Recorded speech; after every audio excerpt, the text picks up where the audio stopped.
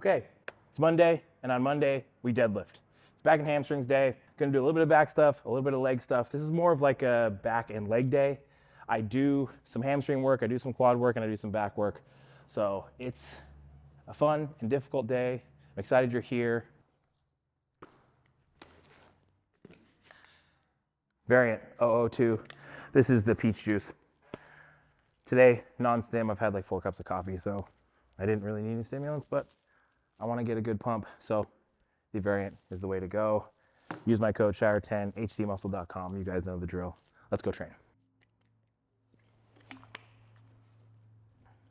Here, I'll show you guys a trick if you're too short. You just pull the pin out, dippy toesies, and you bring it down. Like so. Oh, I think I did it backwards. Nope, that's fine. Yeah, I did it backwards. Oh. All right, so like I said, it is a back and hamstring day. So I'm gonna start off with some pull downs. I'm gonna do 3 sets of this neutral grip pull down. As you guys see, it's not like a traditional V-bar where I'm in a little closer. It's a little bit wider, and that way it just kind of aligns with the lats better, opposed to kind of being like this where I just feel like a little more torque through the elbow. So if you do have something like this that's a little bit wider, I personally prefer that more opposed to just being a little restricted. I used to do more involved warm-ups, but as far as I'm concerned, the best way to warm up for a movement is just do the movement as your warm-up. Just kind of simple. I'm gonna do 3-4 sets pyramiding up, get the lats fully stretched, contracted, push some blood around, get the shoulder joint moving and grooving, and then we'll start working.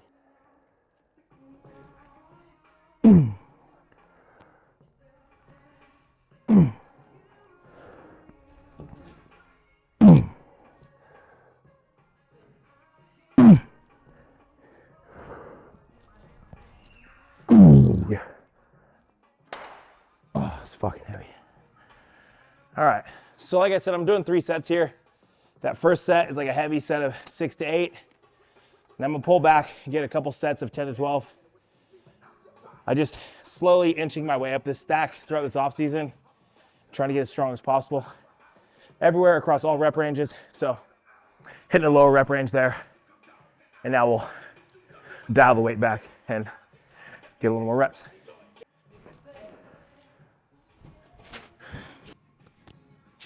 Got it.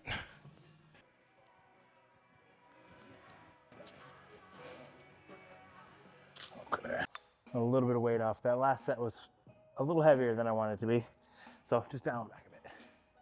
Okay, so time for the 3rd set. I'm just gonna repeat that weight I backed off to. Like I said, that first set felt a little heavier than I anticipated, so I backed off a little farther than I typically would. So I'm just gonna repeat that weight. I was just explaining to my videographer, I just spent the last 90 minutes in the dentist getting worked on, and I feel like maybe that's why I'm not feeling 100%, which is okay, it's perfectly normal. Variables like that happen, but it's also important just to accept that sometimes things are a little different. You don't always feel your best, so just kind of adjust as needed.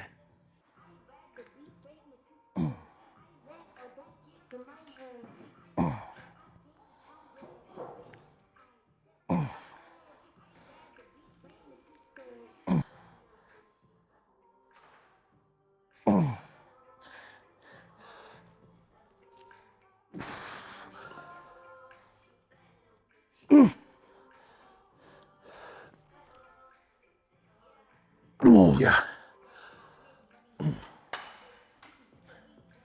Okay, pull downs, done. I'm gonna do this lying hamstring curl.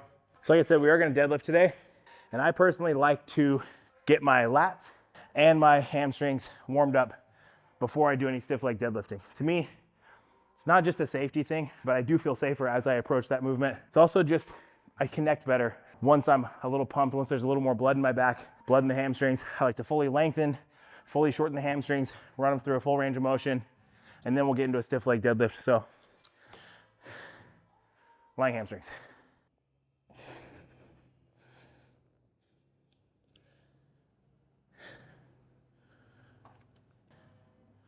So personally, I really like to think about these no different than a bicep curl. And I feel like everybody can understand the concept of squeezing up a bicep curl and really flexing and squeezing the biceps. But for some reason, when it comes to a hamstring curl, you see people throwing it up, arching their back, using their glutes. You see a lot of this shit instead of just like squeezing the hamstring. I think maybe because of like the front double bicep, people understand that. And nobody's really flexing their hamstrings on stage. But I feel like if you can just focus on lengthening and shortening the hamstring without using any momentum or low back or throw, you can get a lot more out of the movement. Me personally, I've just backed off this weight quite a bit, and I feel like I'm getting more out of it just by focusing on the movement instead of the weight.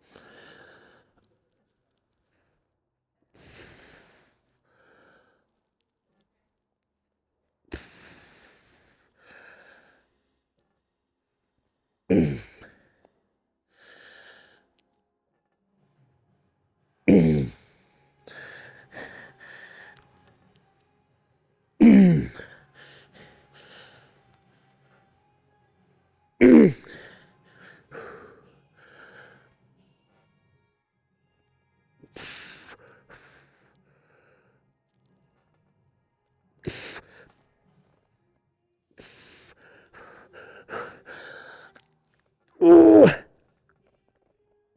Ooh. Oh. All right.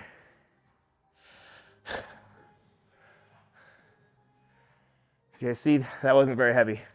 Got 2 plates and a 10, but I was focused on doing them fucking perfect. Nice, controlled, eccentric, pause, curl, squeeze, repeat. Go until you can't go, no mo.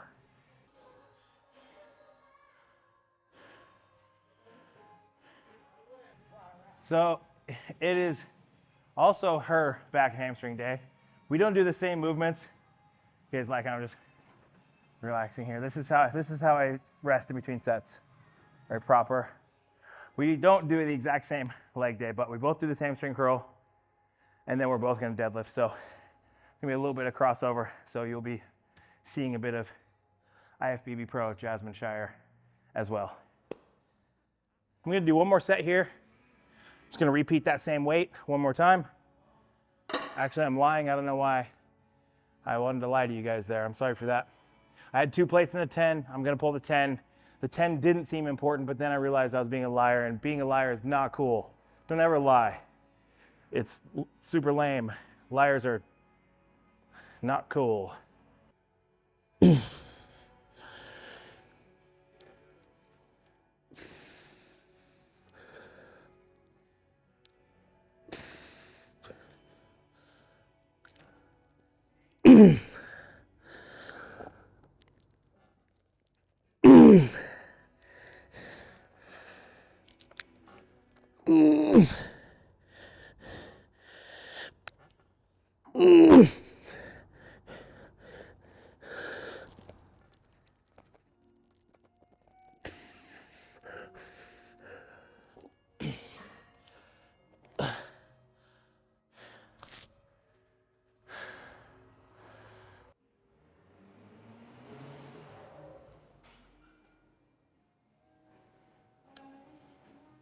We're in a bit of like it's like an automotive shop next to us and a fucking mechanic across from us, and then a moving company right next to us. So there's just so much traffic.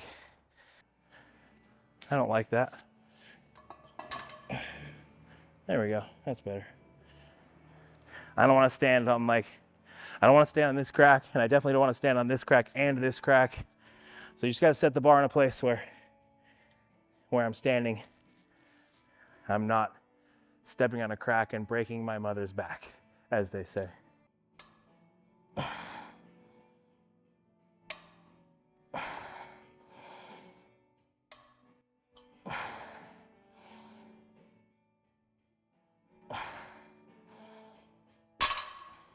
I do want to bias the hamstrings a little bit here. So you'll notice I am gonna push the hips back in the starting position.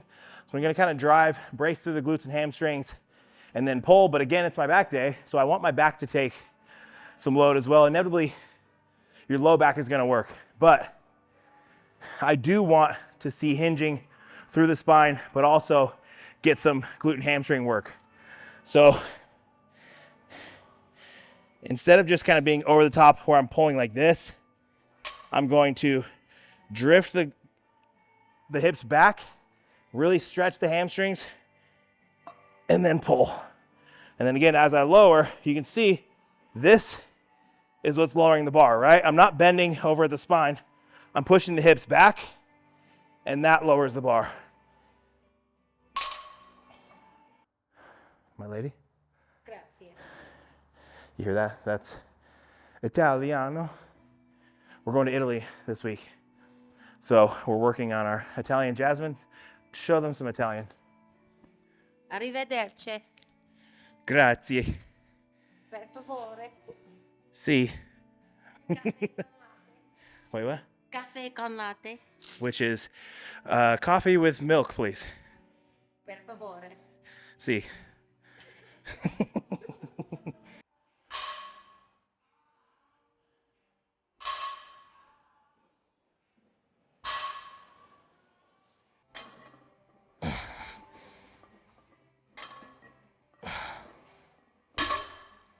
Beautiful.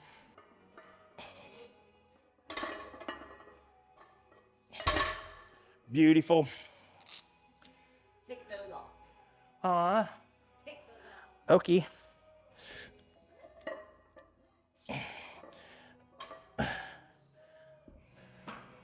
Nice booty shot. Just bend over right for the camera. These are feeling pretty good.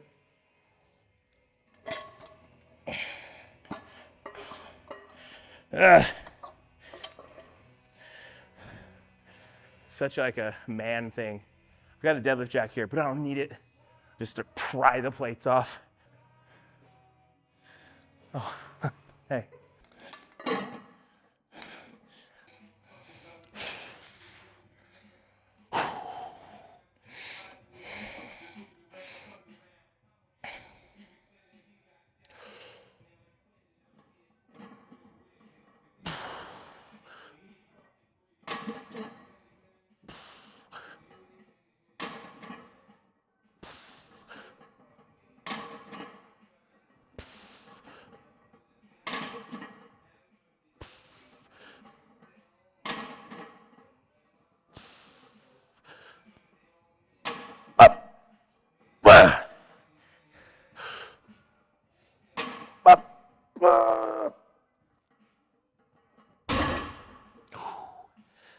Whew.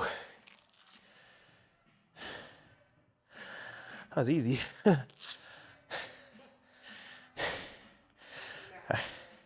Yeah, I mashed last week. Had to work a little harder for it. Damn that dentist appointment. Sometimes matching is winning. And I matched last week's logbook. I'm happy.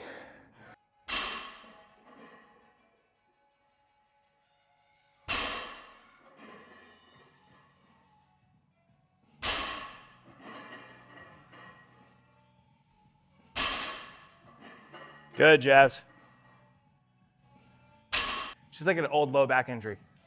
So it's just kind of this constant fear of like triggering this low back pain. But honestly, I've had a similar injury, and I think we've both found that like making your low back stronger is going to be the best thing you can do in that scenario. Don't push things and aggravate the injury if there's an injury, but also don't be afraid to use your low back and strengthen your low back. Because a lot of that shit is just mental. I can tell myself I'm having a bad day with my low back and I'll make it true. Or I can tell myself that my back is fine and I'll go deadlift 5 plates. Both scenarios exist at the same time, I promise.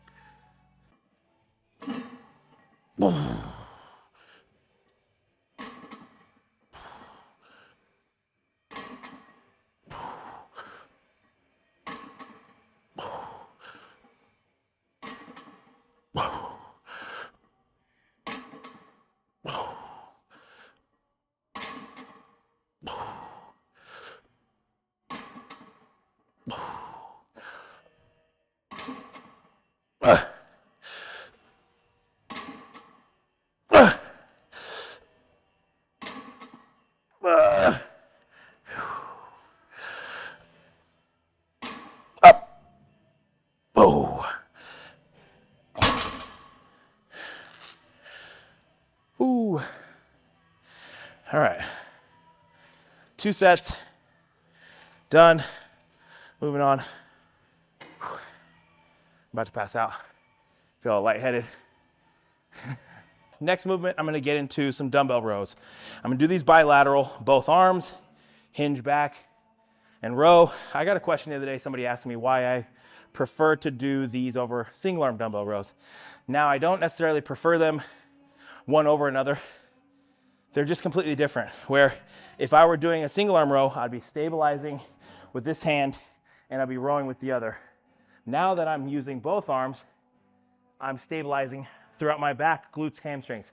So the back and erectors have to stabilize and take the brunt of the load while I row, opposed to me just leaning against this, where the only thing taking the load is my hand, and then I'm rowing. So in my opinion, they're 2 different movements, but it's a little more bang for your buck with both arms because you just simply have to work a little harder.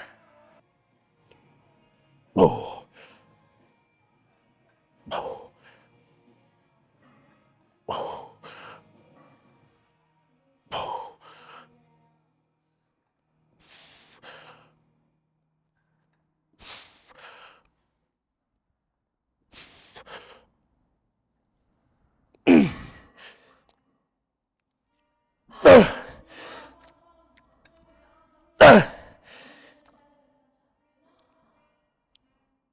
Oh, yeah.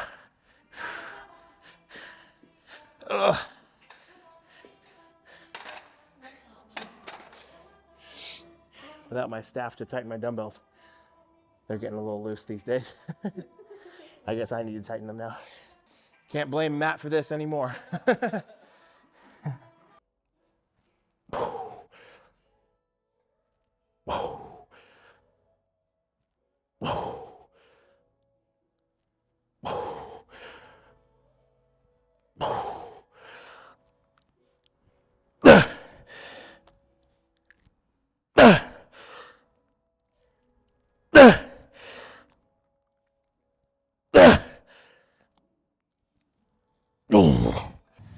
Tired. Bro's tired today. Yeah. It's okay. I'm not fucking tired, dude. I'm ready to kill it. I should need these. I'll put this back on. This will be the last back movement. So I'm gonna do this seated cable row. You guys are gonna see, I'm gonna pull high into the upper back. Now, that pull down I did earlier was very lat specific, trying to dig into the lats. That double dumbbell row, I'm also trying to bias the lats. It's one of those movements where you're gonna inevitably use a little bit of everything. The low back stabilizing, you're gonna retract the scapula a little bit when you're rowing. So I kind of look at that as a bit of a full back movement, but this is gonna be very specific into the upper back. So I'm just gonna do 1 set here.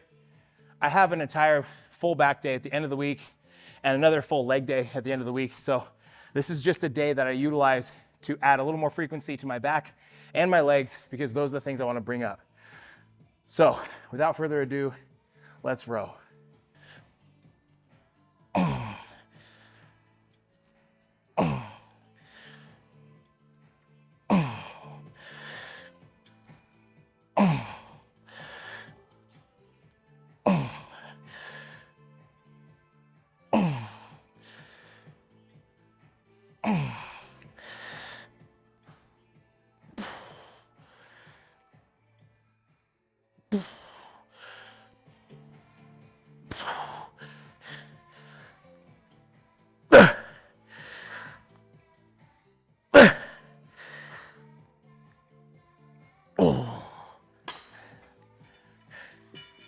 All right, 1 and done. Now, let's go to some leg press. Next movement, I'm gonna do the side back squat press. I said this is a bit of a back and a leg day. You guys see I kind of have it broken up. Back, hamstrings, more back, now some quads. I've just kind of worked this day a little bit across a few sessions to figure out what works for me. I was doing the stiff leg deadlifts and then moving right into the leg press. And I just found I was underperforming on the leg press. So hinging with the deadlift, hinging with the barbell row or dumbbell rows, and then going and doing that cable row. I found by the time I got back here, my lower half was fresh and I was able to give this 100% effort. So that's kind of my thought process behind this, is to handle my hinging, my back stuff, and then come and end with legs. So I just have a little more energy to do so. And it's been working really well for me.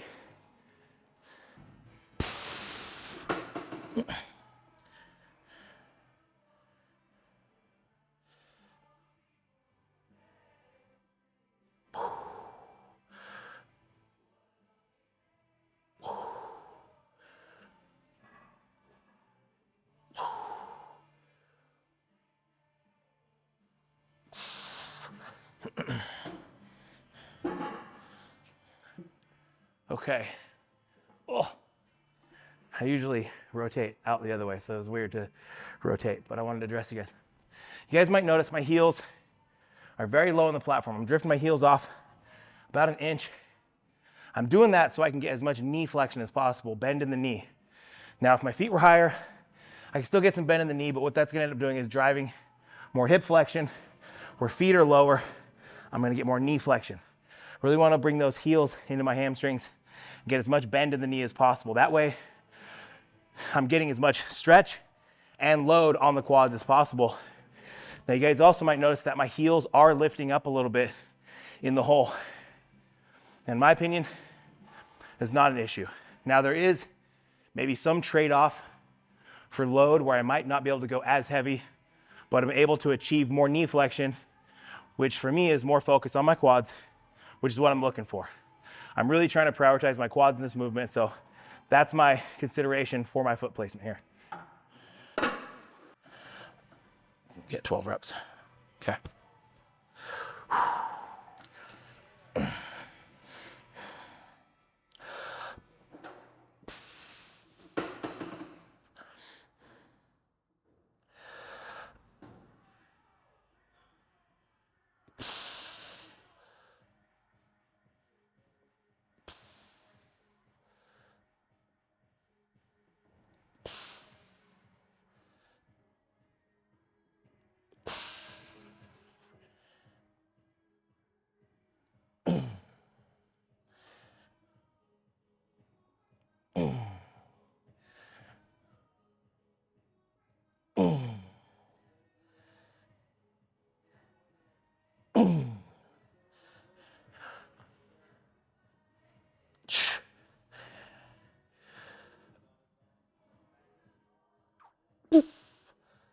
Okay, two more.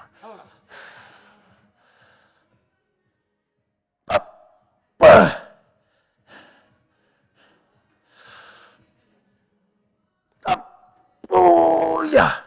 Good. Oh. Ooh. Thank you. What? She said it was good. She said nice work. Who says bodybuilding can't get you ladies? Huh? Sorry, I had to burp. I didn't want to like burp and throw up halfway through a set. I drank too much water in between sets. Don't do that. Don't drink too much water between sets. It's like a boxer, right? You just gotta swish it around your mouth, spit it out, get back in the fight. Anyway, my shoe's messed up. I need to straighten out my tongue. Okay, now I'm good.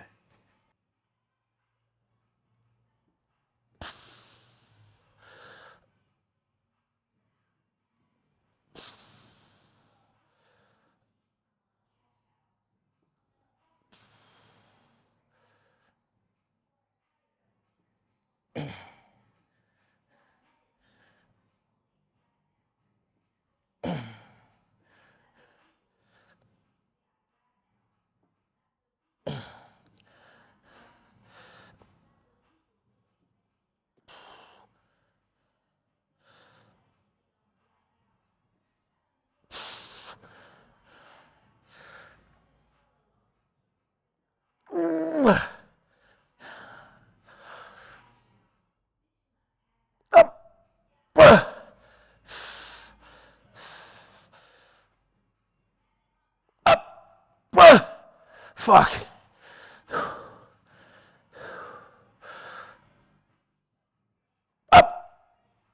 Oh, yeah. Oh, burns. Oh, okay.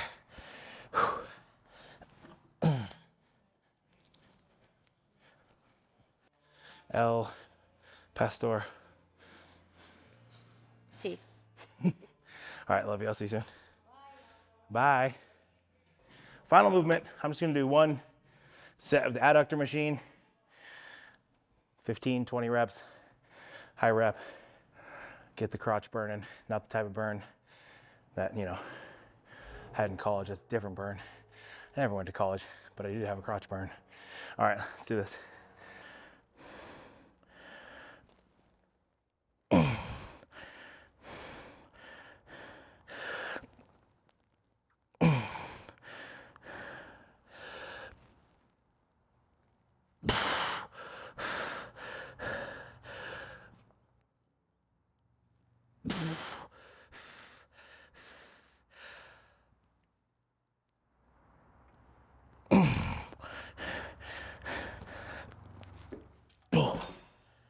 That's it for back and hamstrings. As you guys see, it's more of a back and leg day. And I talked about this a little bit earlier on when we were filming. I just want to bring up my back and I want to bring up my legs. And the best way I've found to do that is to increase frequency. So when you have all of your execution lined out, food, sleep, all of that stuff's ticked off, increasing frequency on movements can help you improve a lagging body part. Now, if you guys are lagging something, adding frequency can help, but don't just copy what I'm doing because it's what I'm doing.